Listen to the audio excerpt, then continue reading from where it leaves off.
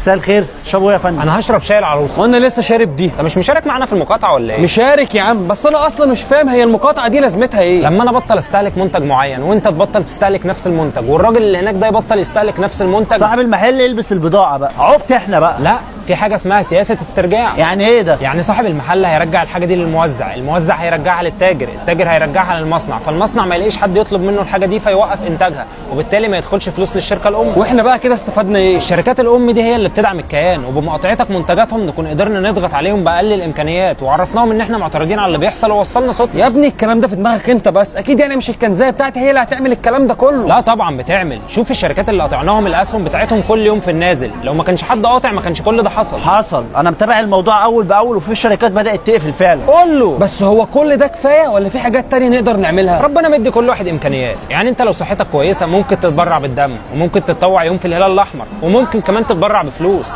والاهم بقى من ده كله السوشيال ميديا. ازاي يعني؟ ما هم بيستخدموا الاعلام بتاعهم عشان يداروا بيه على جرايمهم، فاحنا لازم نوصل اللي بيعملوه للعالم كله، وده بيجيب نتيجه كبيره بدليل المظاهرات اللي شغاله بره دلوقتي. معاك حق.